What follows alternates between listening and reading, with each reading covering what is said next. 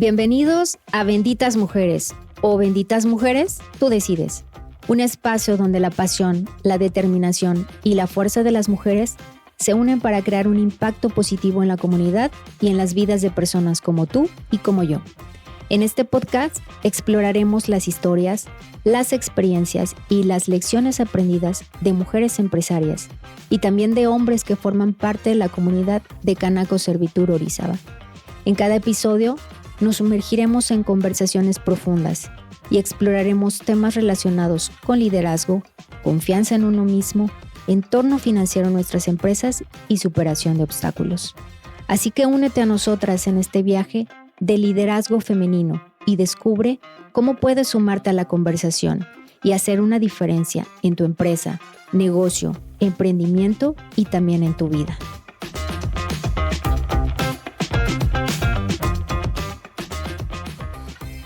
Hola, hola, muy buen día, muy buenas tardes a la hora que nos escuchen. Yo soy Dalia González Castro y bienvenidos a Benditas Mujeres o Benditas Mujeres, ustedes deciden. Espero se encuentren muy bien en el momento que nos escuchen. Les mando, ya saben, como siempre, toda mi energía positiva y que pasemos un excelente momento. Ya saben que este podcast es para que juntos escuchemos, crezcamos y aprendamos.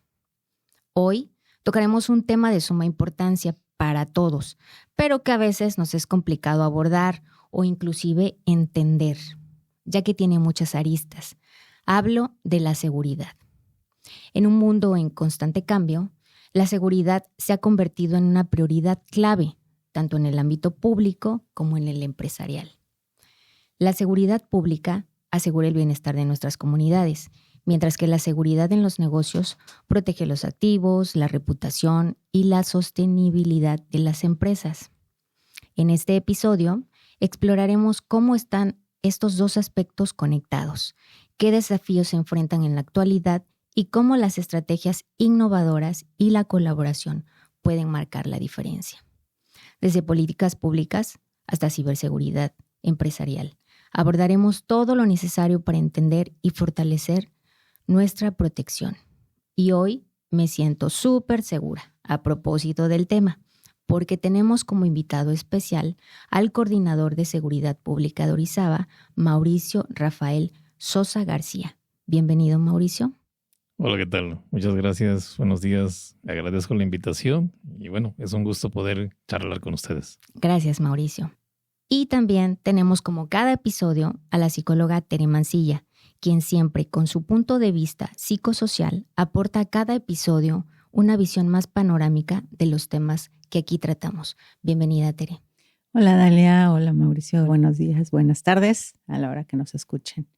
Y bueno, este podcast tiene su toque personal, Mauricio. Así que siempre le pedimos a nuestros invitados que ellos se presenten, que ellos nos hablen de sí mismos y que le cuenten a nuestros oyentes qué les gustaría que ellos supieran. Así que dinos, ¿quién es Mauricio? Gracias. Bueno, no es algo muy común. No es muy común hablar sobre uno mismo y más en este ámbito, ¿no?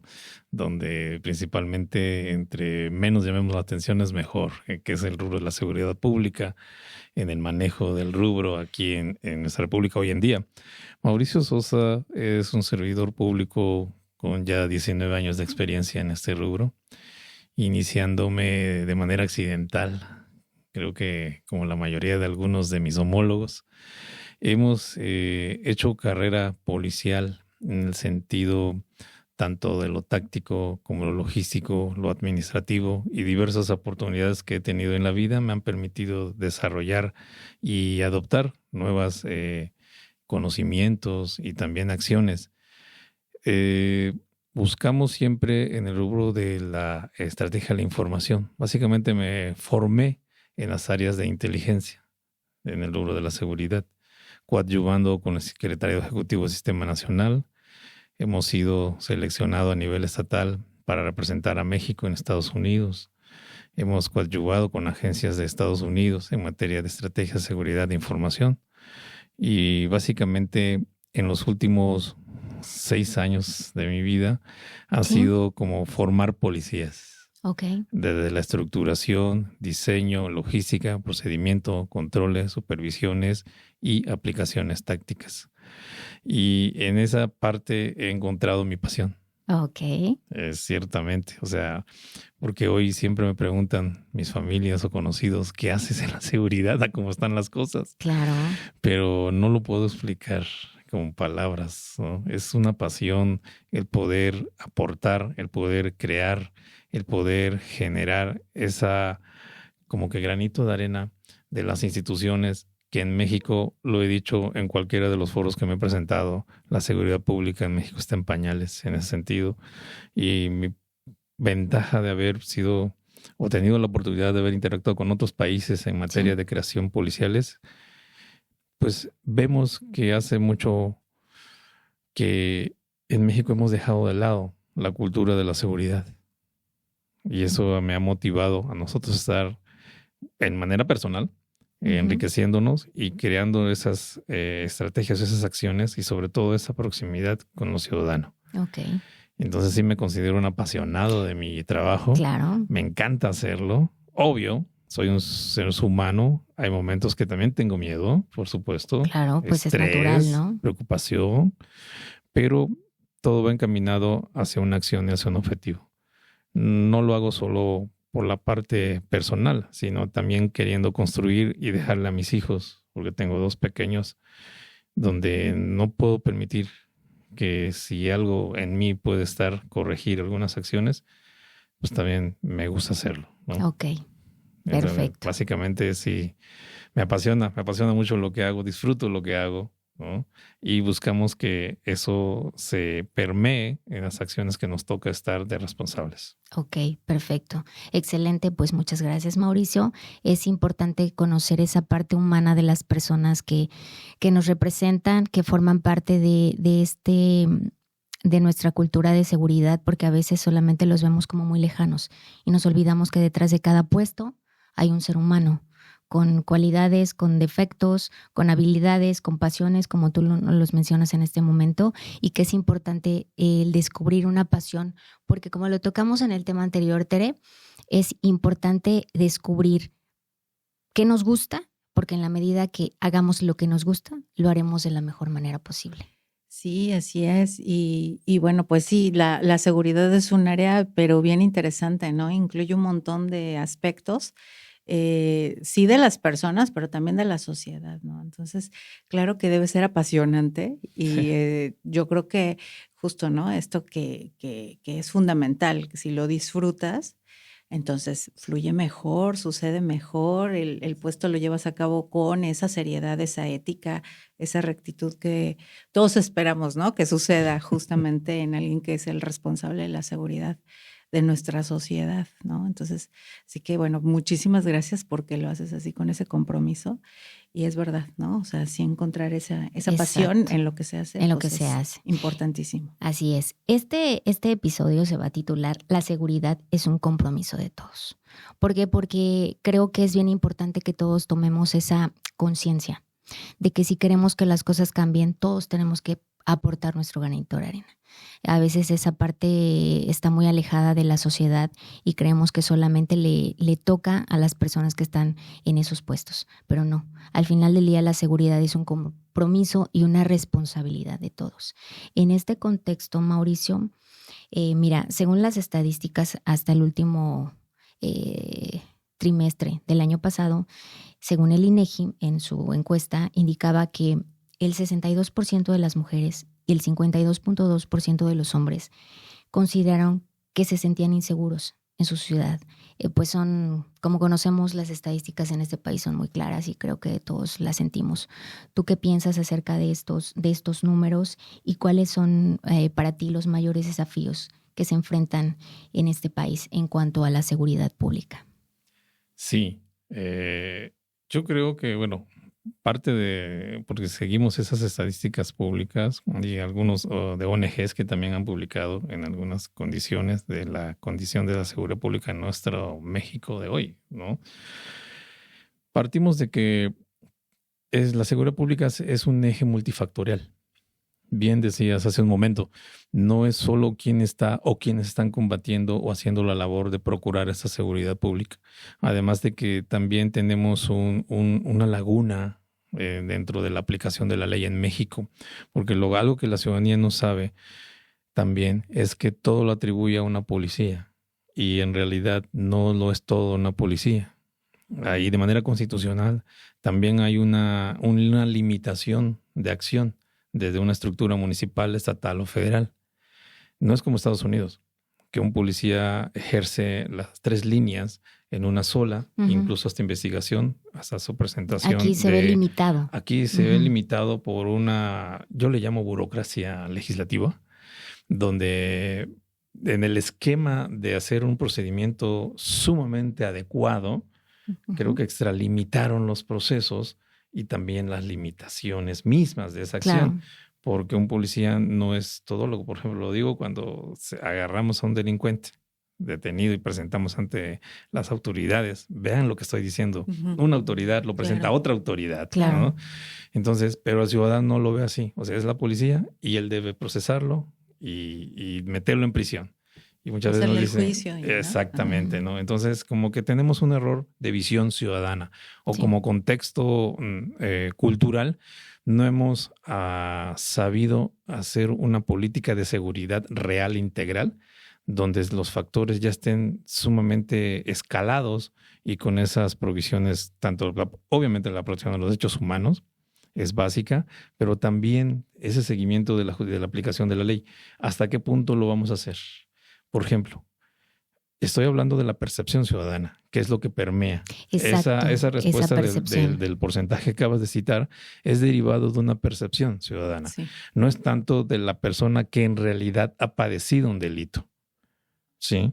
O sea, la mayoría de esas respuestas fueron de personas que están contestando en una emoción o sensación de algo que supo, algo que le tocó a un círculo cercano, o algo que solo escuchó que ocurría y se apoya también con esa difusión que tenemos actualmente en México del crimen organizado, donde sí hay levantones, sí hay ejecuciones, sí hay exterminios, ¿no? Eso abona a una presunción donde el ciudadano, al no tener elementos de prueba de uno u otro, pues entonces me siento a como la mayoría dice que estamos, ¿sí? Yo no estoy culpando que el ciudadano esté creando una utopía. No, simplemente que sí estamos como que teniendo una visión parcial de la realidad, pero también una limitación en la esfera jurisdiccional de los que estamos responsables de aplicar la seguridad.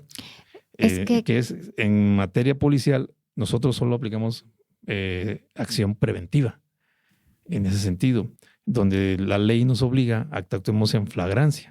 Cosa que yo he señalado y me he opuesto también, porque, o sea, la flagrancia no es una cuestión tan práctica o fácil para la detención o sujeción de un sujeto infractor a la responsabilidad de lo que cometió o pudo haber cometido.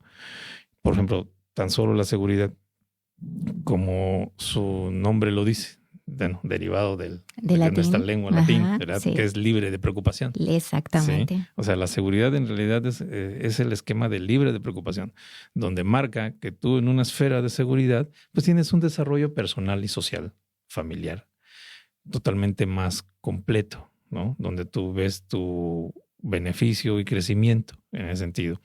Lo que estamos leyendo en las encuestas que estamos constatando y que es una realidad que tampoco podemos negar es en base a la percepción ciudadana, pero también anidada a la mala culturización que tenemos de cómo vemos la seguridad y quiénes son realmente los responsables y hasta qué punto o nivel de aplicarla, pero otros son los juzgarla. Hablan del esquema de seguridad, pero siempre escuchamos que la crítica es al policía. Lo que pasa es que sabes que tocas un tema bien importante, la percepción que tiene la ciudadanía acerca de la seguridad, de las personas que ejercen la seguridad. También sumado a una falta de conocimiento. Porque también hay que, yo creo que tocar ese tema bien importante, que a los ciudadanos también nos toca informarnos, aprender, porque también hay espacios, hay foros, hay notas informativas donde se habla sobre una realidad y sobre cómo se ejerce la justicia en este país. Y todos, yo creo que si no hemos sido víctimas de un delito, afortunadamente, en mi caso no, pero que yo viví en carne propia el hecho de vivir un delito muy grave. Te comento, bajando las cumbres, nos interceptaron unas camionetas y nos robaron nuestro vehículo y nos dejaron ahí, perdidos en el cerro. Híjoles, o sea, después el proceso, ¿no? Es sumamente complicado. El mero hecho de ir a poner una denuncia. Así es. O sea, esto sucedió a las 6 de la tarde. Regresamos aquí a su casa al otro día, casi al mediodía, porque toda la noche fue presentar la denuncia, ir a acudir a tal espacio, llevar documentos, te piden una serie de cosas y que si tú no eres una persona organizada, dices, ¿y dónde está lo del seguro? ¿Y dónde está esto? Oye, pues se llevaron mi carro, se llevaron todas mis identificaciones, todo, mi equipo, mi laptop, todo, mi teléfono, o sea, me dejaron sin nada. ¿De dónde sacó esa información? No, es que la tiene que tener porque si no, no podemos levantar su denuncia. Entonces dices, oh, no entiendo cómo funciona esto. Desafortunadamente, cuando eres víctima de un delito y lo vives en carne propia, entiendes cómo funciona la seguridad y entonces tu percepción acerca de las cosas cambia, ¿no? La policía que nos apoyó en ese momento lo hizo muy bien. O sea, en realidad nos apoyó, nos sacó del lugar, nos tranquilizó, nos dijo qué necesitan, yo los llevo a un espacio seguro, contactamos a sus familiares, en fin, toda la ejecución de eso fue correcta. El problema es cuando llegas ya a la institución a levantar una denuncia, hacer todo el procedimiento es sumamente largo, difícil. A veces pareciera que estás con personas que no son personas porque ni siquiera saben lo que te acaba de suceder. Porque más allá de que se lleven tus cosas materiales, se están robando algo bien importante, la paz. Sí. Porque te quedas pensando, ¿y ahora qué sigue? Tienen toda mi información, saben quién soy, dónde vivo, dónde estoy, se quedaron con mis llaves, en fin. O sea, más allá de todo te roban la paz, que es algo bien importante. Los que han sido víctimas de algún delito, desafortunadamente podrán entender el sentir de muchas personas. Pero sumando a esto, como bien lo mencionas, la percepción que tenemos los ciudadanos de la implementación de la justicia en este país, pues es muy deficiente en muchos sentidos. Pero como tú lo comentas, hasta ustedes mismos están limitados en ese sentido de ejercerla, porque cuando lo hacen se encuentran con otras barreras, ¿no? Que cuando vemos, el delincuente ya salió. Así es, y es donde dicen la policía es corrupta. Y mira, sí. No niego porque el prestigio se crea con el tiempo. Y lamentablemente tampoco puedo negar lo que algunos miembros de seguridad hayan hecho, ¿no? Claro. La colusión, complicidad, omisión. Uh-huh. Pero lo que acabas de señalar es muy cierto. Creamos un viacrucis para el ciudadano, donde lo que opta es mejor, ya no digo nada. Mejor me quedo callado, sí, mejor no hago nada. Sí. Y eso impide el señalamiento, porque tampoco podemos actuar a bote pronto y por rumores. Imagínense que por rumores yo detengo a una persona. Seguramente alguno de los que nos pueden escuchar ha padecido algo similar a lo que tú completaste y tiene la certeza de quién fue el responsable. ¿Sí? Pero al no ver en el esquema judicial una evidencia demasiado, configurada y judicializada, nosotros podemos por ejemplo, hacer un operativo, detectado a esos responsables y presentarnos en la justicia. Pero si no hay esa denuncia o no hubo un seguimiento de una carpeta, no hay un delito sobre el cual yo voy a señalar a esos sujetos. ¿Por qué? Porque ya no lo detuve en el momento del lugar de los hechos, que es la flagrancia, que es lo que, como decía, preventiva nos obliga. ¿Sí? El aspecto de detención posterior ya recae en otra esfera de policía ministerial, donde ya es sujeto a una investigación y derivado de la conjunción de pruebas e evidencias. Pero si no hay judicialización, que le llamamos en el argot, para la identificación de un responsable de un delito, se pierde. Y es cuando entonces ustedes los ven libres, porque sale bajo fianza, porque sale por término o mal procedimiento. Entonces ahí es donde yo me he topado, en mi experiencia, con esa resistencia de lograr una verdadera política de seguridad integral, porque estamos divididos en diversas esferas donde una y otra no es competente de la otra, sino están separados. La policía con la policía de procuración, que son las fiscalías o los ministerios públicos que antes le llamaban. Y después está el otro escenario, que hoy en día es un tema de agenda nacional, que es el Poder Judicial, ¿sí? Que es quien ya le toca la sentencia o amonestación de ese delincuente. Y hemos escuchado muchos casos, jueces corruptos, jueces todo, pero si nos vamos a la sujeción real de la ley, es como una receta de cocina. Si el pastel te quedó mal, es porque un ingrediente le pusiste de menos o de más, o no dejaste el tiempo de cocción correcto, ¿no es así? Sí, claro. Hablando del arte culinario. Pasa lo mismo con el procedimiento de justicia. Si hay un eslabón que no completó o no circuló o no procesó correctamente las cosas, entonces el proceso en sí mismo rebota. Bueno, y Mauricio, en este sentido, ahorita que nos comentas que en realidad el ámbito de aplicación de ustedes se ve limitado y ya ese conocimiento, o sea, ustedes lo tienen bien claro dónde tienen esas deficiencias, Sí. Y lo están transmitiendo a la ciudadanía y nosotros también ya lo estamos entendiendo desde ese punto de vista. ¿Y qué se está haciendo? Porque si ustedes ya lo tienen bien claro dónde están las deficiencias, hacia dónde lo transmiten, porque entiendo que hay una jerarquía, ¿no? ¿Cómo funciona? O cómo les dicen, pues es que no podemos nosotros hacer o aplicar la justicia porque nos vemos limitados. O sea, si están conscientes del problema, ¿qué se está haciendo? En México muy poco, Okay. en realidad. O sea, es una respuesta muy práctica. Las esferas de seguridad nos regimos de maneras municipales, estatales o federales. En el ambiente actual de una política social de seguridad, se crean como que los consejos municipales que reportan a los consejos estatales y estos a su vez al Consejo Nacional de Seguridad Pública. Y ahí esos ejes se toman. Pero yo siempre he dicho, o como decía un ex jefe antes, si una ley no tiene dientes, pues realmente es como un llamado a misa.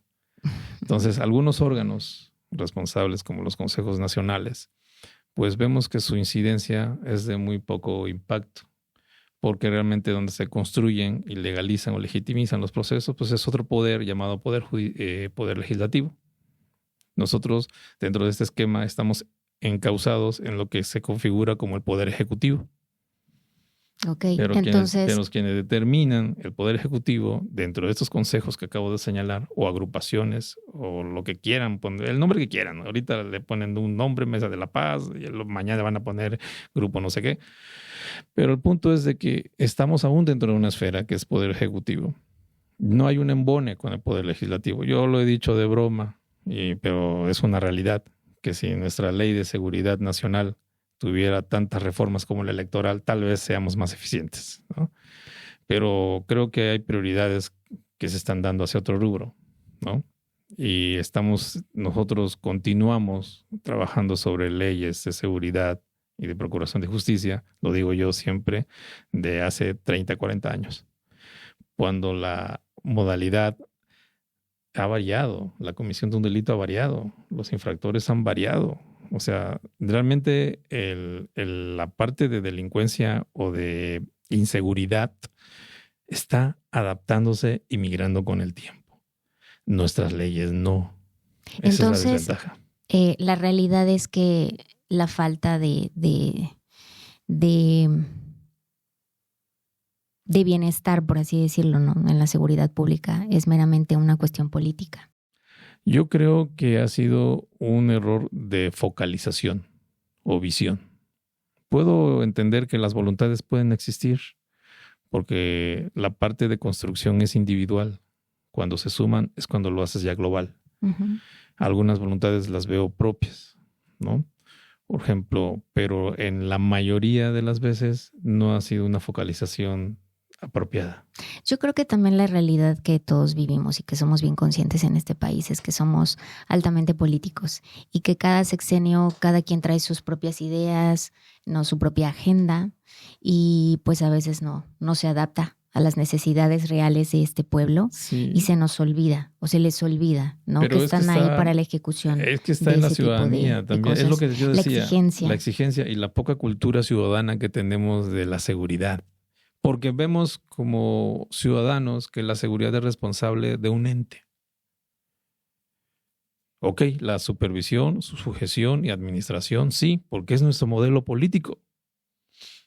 No hay una cosa que ocurra en nuestra sociedad hoy en día que no sea de origen político, porque todo está sujeto a instituciones y a procedimientos y por ejemplo, y organismos. Como sociedad, como ciudadanos, ¿no? Como personas comunes, ¿cuáles serían las acciones que tú consideras que necesitamos ejercer? Yo creo que lo primero sí es estar informado, ¿no? Sí. Vaya, la verdad es que sí. de eso carecemos mucho como sociedad. O sea, realmente leemos poco. Muchas veces las personas no se interesan por estos temas, no se interesan por las agendas políticas, no se interesan por nada de eso porque, pues no sé por qué. La porque verdad. Lo vemos ajenos, porque como ciudadanos preferimos como si estuviera en manos de alguien más. Ajá. Pero, y es una cuestión tal vez psicosocial. Bueno, en su expertise lo puede señalar, de que si algo es problemático o no quiero enfrentarlo, es más fácil para mí depositarlo en alguien o algo. Sí, como la responsabilidad es de alguien más. Exacto, no es mía. No es mía, ¿no? pero entonces, es falso. Claro, porque todos formamos parte de la sociedad y al final del día somos los que ejercemos, ¿no? Yo siempre lo he dicho, o sea, ¿cómo los menos controlan a los más? Exacto. ¿Sí me explico? ¿No? Porque vamos a comentar un tema local, Orizaba, por ejemplo. Alrededor de 129,000, 130,000 habitantes, ponle. ¿Sí? ¿Cuántos de esos, si fuera el escenario caótico, ¿no? ¿Cuántos de esos crees que puedan ser delincuentes? Ponle. O sea, ¿1,000? No sé. ¿2,000? Yo creo, ¿no? Digamos Máximo. que 5,000. 5,000. Ya es como que... Muchísimos. Estamos en la atrocidad. Ajá. ¿Sí? Estamos en esa ciudad de Batman. ¿Cómo se llamaba? Ciudad Gótica. Ciudad Gótica. Hagan cuenta, eso sería el extremo. 5,000. Te quedan 125,000. ¿En serio? ¿5,000 controlan a 125,000? Entonces, esto es como el perro correteando al grupo de ovejas. Es la cultura también del miedo, ¿no? Sí. Es como esta manipulación de tal forma que tú te la crees que no puedes hacer nada, que estás atado de manos, ¿no? Y hay un factor que sí puede al ciudadano decirle, no puedes meterte, tienes miedo y si te metes ocurre algo. Y acepto esa parte, ¿sí? Entonces, ¿qué nos queda? Porque tampoco vamos a enfrentar al ciudadano a un riesgo, ¿sí? ¿Qué nos queda? Participar en las acciones de prevención. Yo creo que en la medida que nosotros hagamos propio, culturicemos la cultura de la prevención y de la atención, ¿sí? Estaremos en una sociedad un poco más estructurada, porque un delincuente no se va a meter a un lugar donde todos alzan la voz, donde la mayoría sí protesta. ¿Sí? Pero fíjate, Mauricio, que yo pienso que más allá de la cultura de prevención que ustedes pueden ejercer y lo están haciendo muy bien, por lo menos aquí en Orizaba, eso soy consciente, yo creo que la mayoría somos conscientes. Todo empieza en el núcleo familiar. Sí. Es el origen de todo.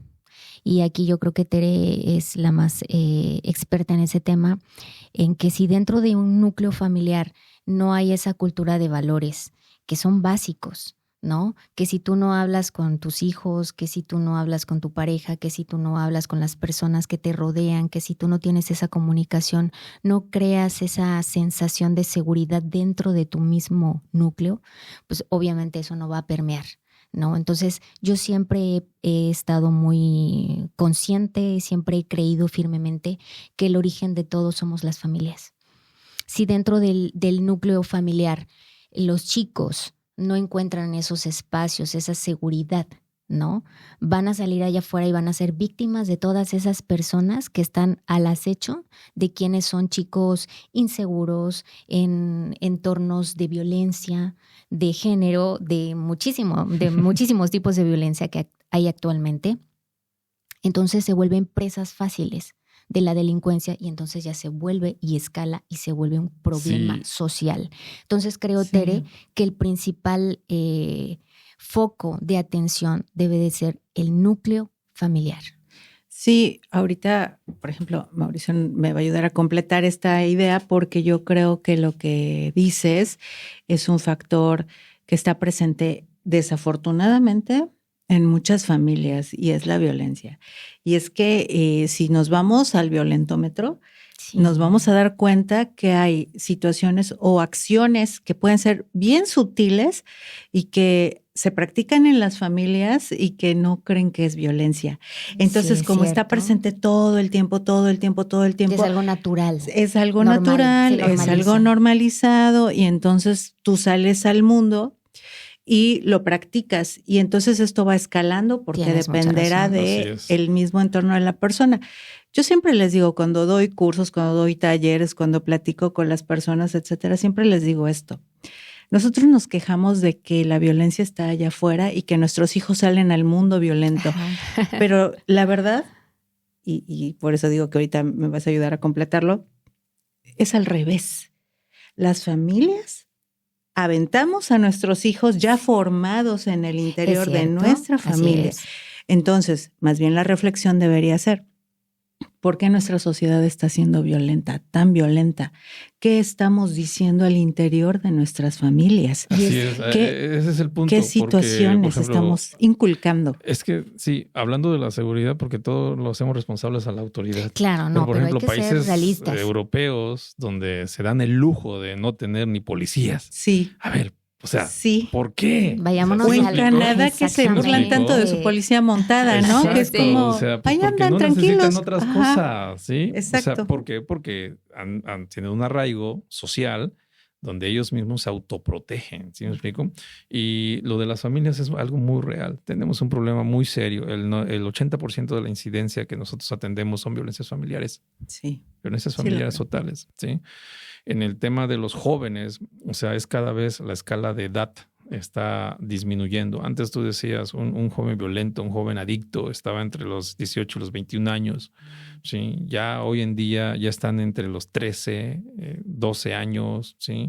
O sea, sí ven el margen. Va disminuyendo. O sea, van el margen. Entonces, lo que comenta, sí es cierto. O sea, están viendo las prácticas de afuera del núcleo familiar, pero llegan a la familia y lo reafirman. ¿Sí? Yo no quiero con esto decirle que ahora el responsable de la inseguridad son las familias. No, por supuesto que no. Pero sí hay una medida importante que abona. Porque yo siempre he dicho, un delincuente, cuando tú lo ves, cuando es un niño, cuando somos unos bebés, o sea, un bebé no dice en sus primeros 5 años de vida, voy a ser el jefe de un cártel. Sí, no. Sí. Claro. Yo voy a ser el responsable de robarme los Oxxos, ¿no? Okay, sí, voy por supuesto. a quitarle los vehículos, autopartes, o sea, no. Como sociedad estamos creando, o sea, nos quejamos como sociedad, pero es como lo que sociedad hemos permitido se geste y estamos viendo los efectos. Claro. O sea, un efecto de violencia no se gesta de un día para otro, a menos que venga una fuerza externa invasiva, donde hay una toma de posesión violenta. Pero ya son unas condiciones diferentes. Son condiciones diferentes. ¿Sí? Uh-huh. Pero lo que estamos viviendo en México es el arraigo. Y lo dicen las personas mayores. Y ustedes lo habrán escuchado. Los delincuentes o delincuencia organizada de hoy no es la misma que de los años 80. Hasta dicen los abuelos. Es que los narcos códigos de antes, ¿no? Había códigos. Sí, eran más respetuosos. Pero ven cómo ya lo adoptaban. Sí, o sea, lo normalizaban. Lo normalizaban, sí, o sea, lo hacían como parte de la sociedad. Y hay comunidades en México donde delinquir es un modus operandi de vida. Sí, hablando de toda una familia.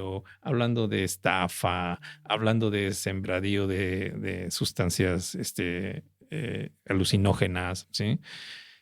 Sí me explico. La otra vez que teníamos una estrategia para el combate de huachicoleo con los límites de Puebla, por ejemplo. O sea, teníamos que detener a toda la localidad si queríamos parar ese delito. Sí, hay pueblos completos. Sí, claro. Sí. Y es donde te das cuenta, es el monstruo de las 1000 cabezas.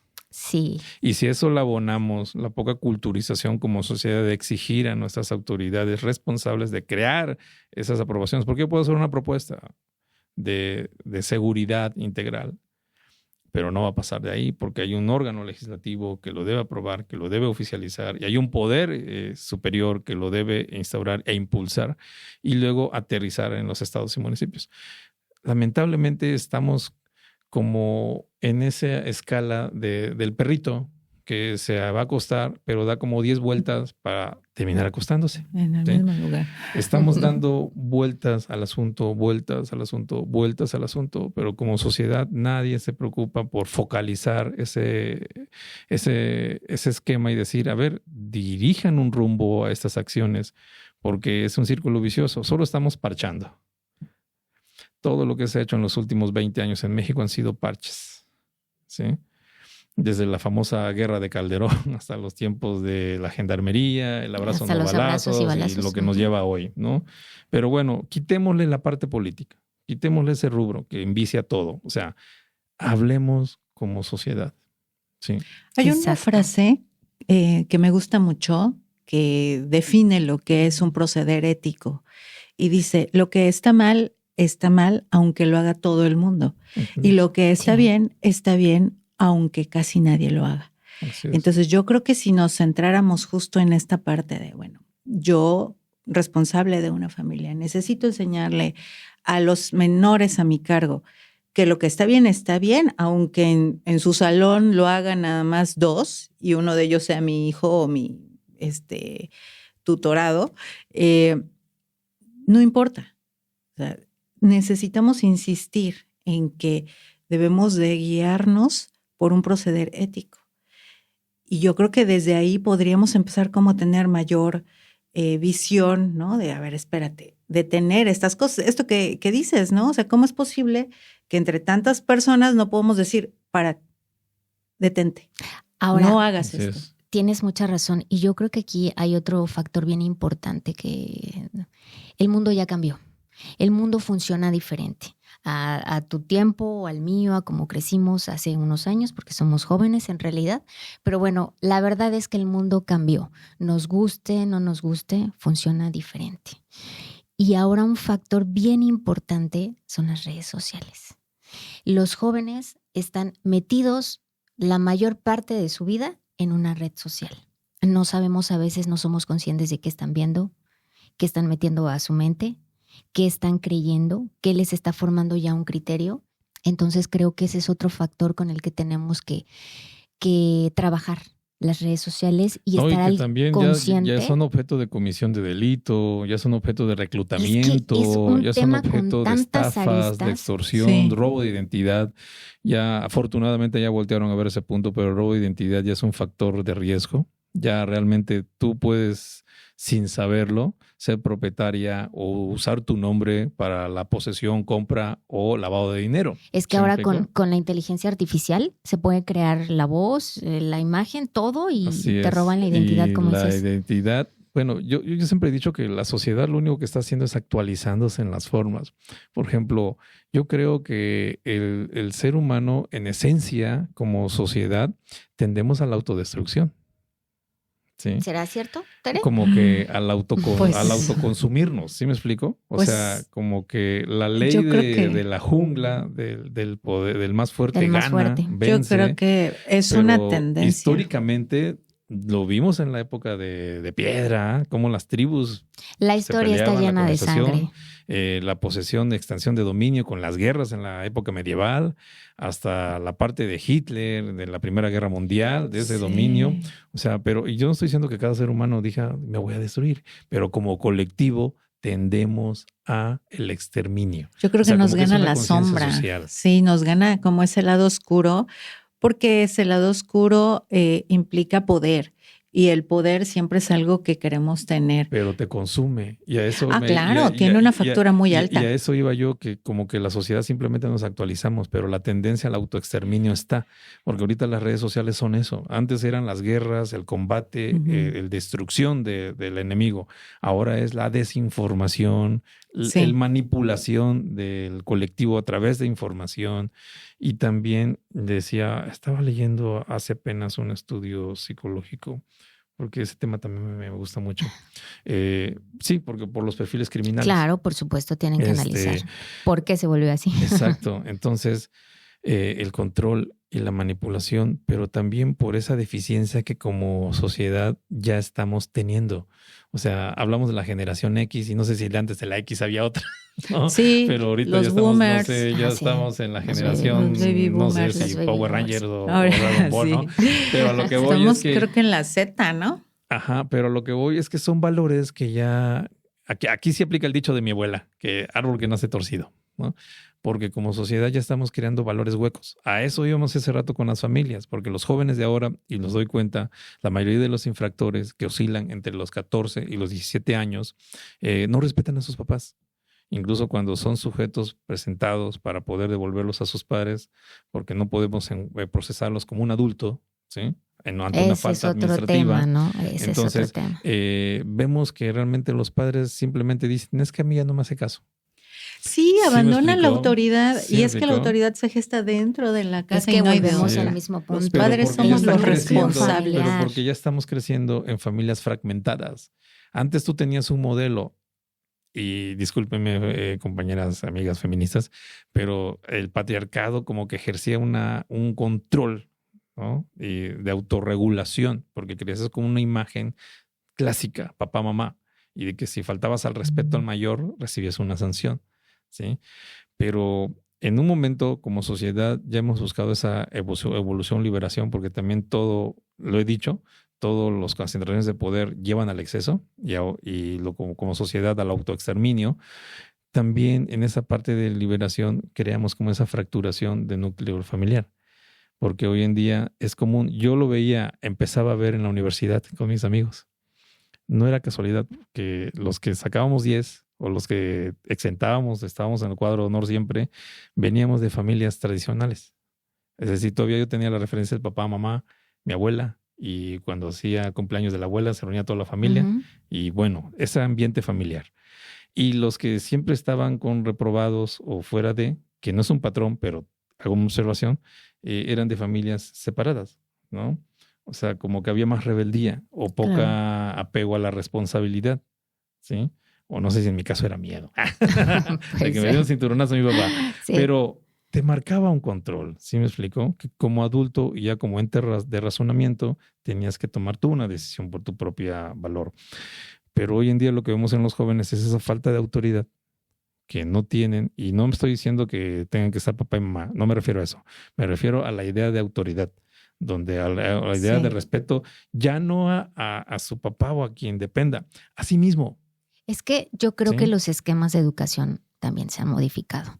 Y en esas ganas de liberación, en esas ganas de cambio, se nos han olvidado que los valores siguen siendo los valores.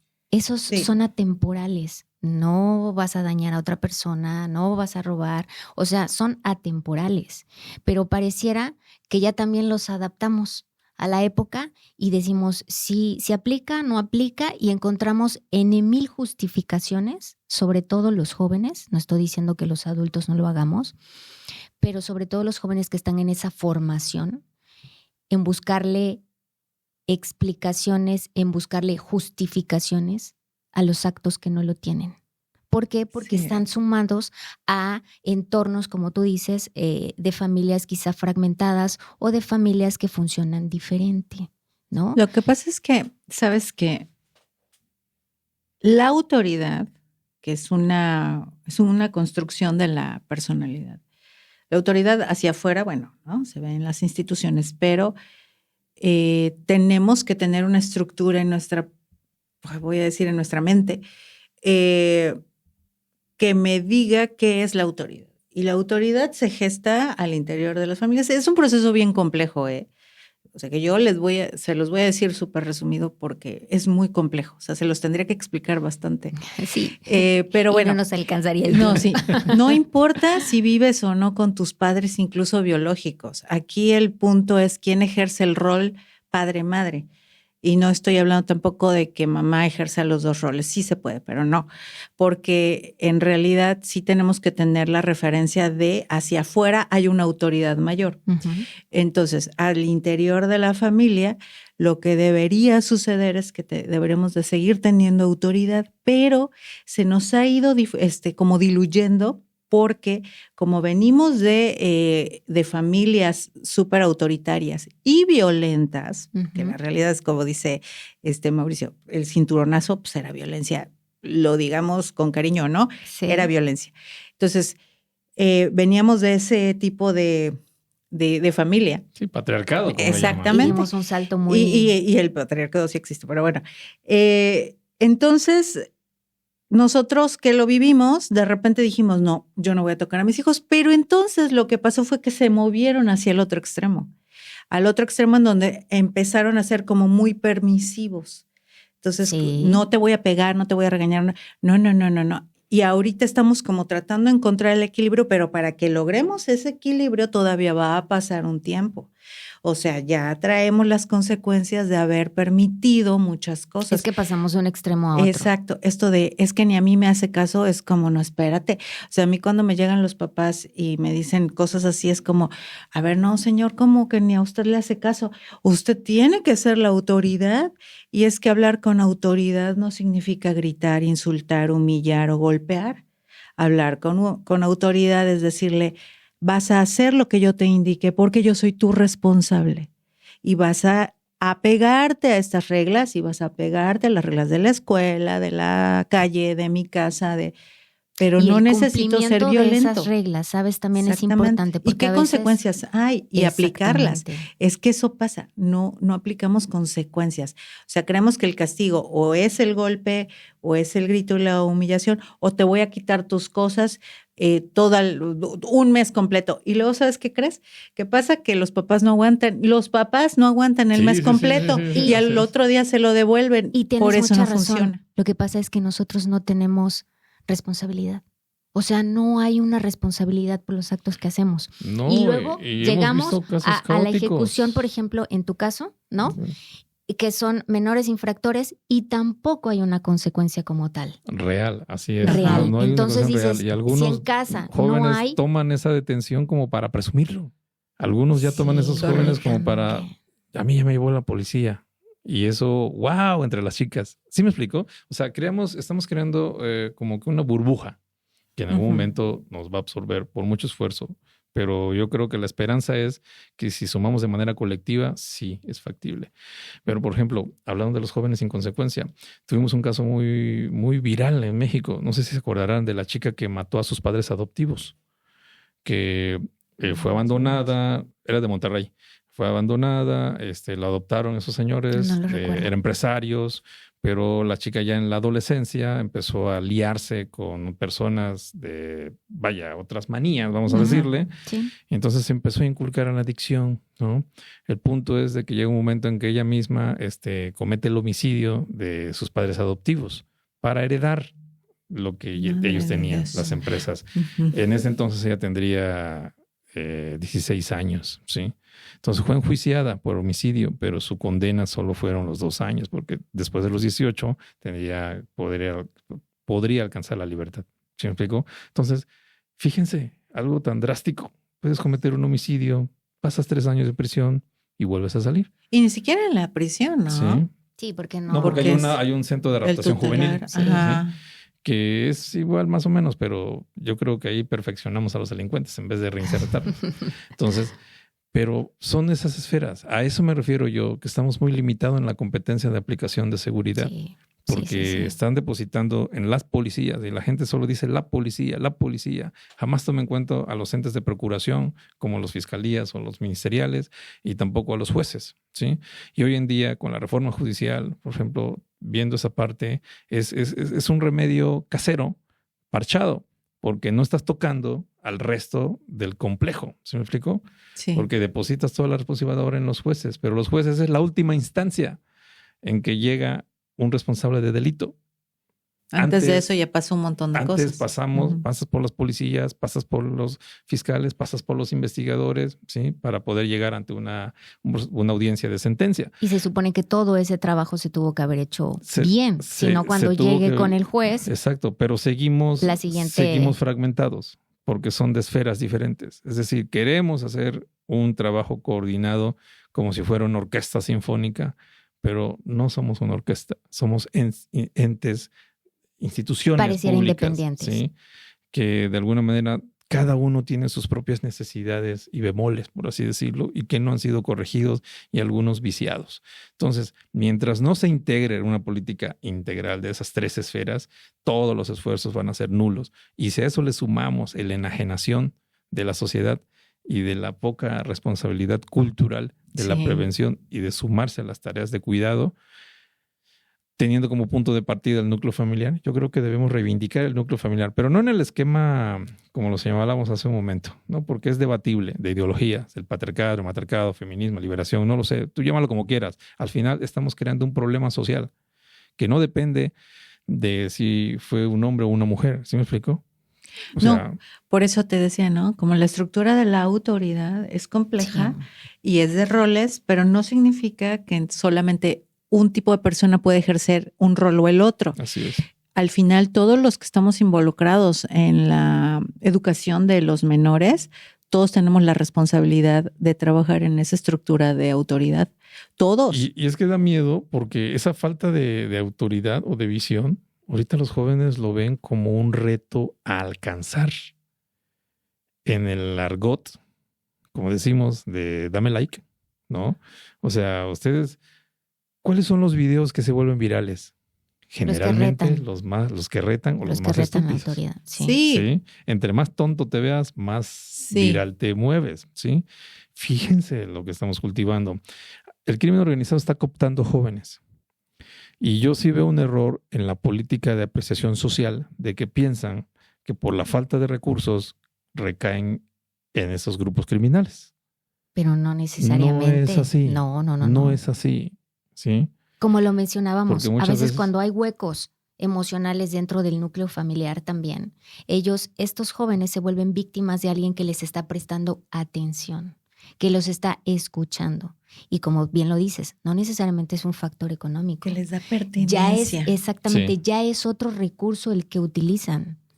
No necesariamente el financiero, sino que a lo mejor el joven o esta persona tiene algún tipo de carencia emocional y ahora, como bien dices, la delincuencia ya está potencializándose. O sea, ya está ocupando, ya se está perfeccionando. Antes era una cuestión meramente financiera, pero ahora no.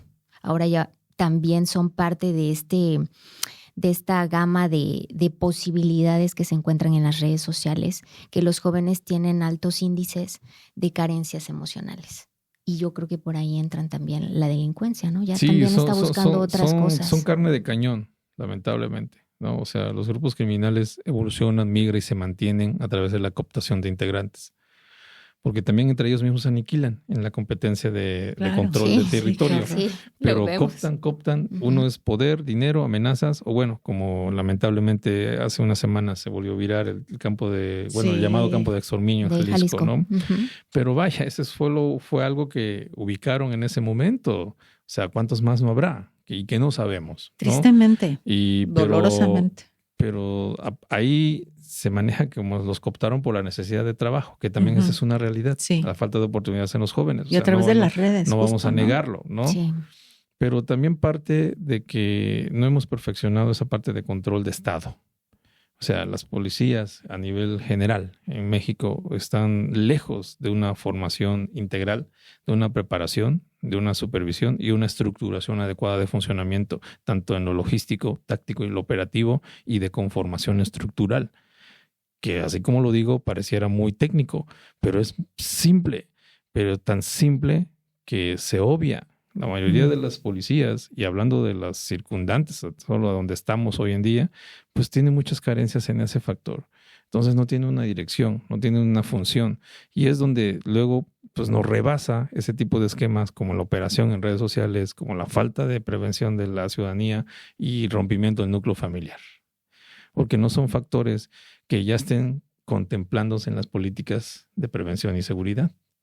Simplemente hablando de seguridad pública, la mayoría, y lo veo porque algunos alcaldes están en el desconocimiento de cómo realmente debe operar una policía y cómo se debe conformar. Para la mayoría, y también de los políticos, es simplemente poner una patrulla, un uniformado, darle un arma y ya. Eso es todo. Y por lo que estamos platicando, no lo es todo. No, claro que no. Hay factores sociales, por eso decía en un principio, la seguridad pública es un concepto multifactorial, porque no debiera depender de un solo ente. ¿Sí? Y no hablo de las esferas divididas que ya les puse en claro que es cómo opera el procedimiento de justicia, seguridad y procuración, sino de que realmente son cosas diversas. Sí. Uy, pues se nos fue el tiempo, Bien señores. rápido. Es una lástima porque la realidad es que es un tema bien interesante, Muy con extenso. muchísimas aristas, extenso, con una gran variedad de puntos a tratar. Yo creo que vamos a tener un segundo episodio. Sí, en es realidad sí necesario. vamos a tener un segundo episodio porque nos faltó tocar cómo se crea esa sinergia entre las empresas y la seguridad pública. Creo que también Claro. es importante, ¿no? Bueno, ya para finalizar me gustaría, Mauricio y Tere, que nos dieran así como que sus puntos de vista muy personales acerca de cómo podemos promover una cultura de paz en nuestros entornos, en nuestra familia, en nuestros negocios, tú ejerciendo la seguridad como tal. Me gustaría que nos dijeran a los oyentes cómo. Adelante. Bueno, yo creo que sí crear o generar conciencia de la responsabilidad que cada uno de nosotros tenemos, ¿no? Al ser congruentes, al respeto al otro, a enseñarle a los que vienen atrás de nosotros, a los menores a cargo, a nuestros colaboradores, ¿no? A las personas que nos rodean, cómo se debe ejercer la ética personal, laboral, social, ¿no? Y que eso lo podamos ir como extendiendo a cada área en donde nos desarrollemos. Yo creo que para comenzar, ¿no? Eso sería lo necesario. Ok, Tere, gracias. Mauricio. Sí, gracias. Yo creo, bueno, lo divido en dos áreas, ¿no? Uno en incidir y la otra en autoejercerlo. Para incidir, yo creo que deberíamos partir del principio de la información. Evitar y abortar la desinformación. Porque estar desinformados no nos hace poder canalizar nuestras demandas y poder como individuo y después sumar voluntades colectivas, saber cuál es el eje o el futuro que podemos decidir en nuestro camino como colectivo, como sociedad donde vives, ¿no? O sea, tomar las decisiones correctas y poder demandar esas decisiones ante las instancias o instituciones que se responsabilizan de ejercerla. En el aspecto personal para ejercer, yo creo que debemos procurar la prevención y el cuidado de nuestro entorno personal y familiar, siempre. O sea, cuidar quiénes son los que se acercan a nosotros, cuidar cuáles son los vicios que queremos adoptar para no caer en las adicciones, que son un espejismo, ¿no? O buscan una salida fácil ante la presión que tenemos hoy en día.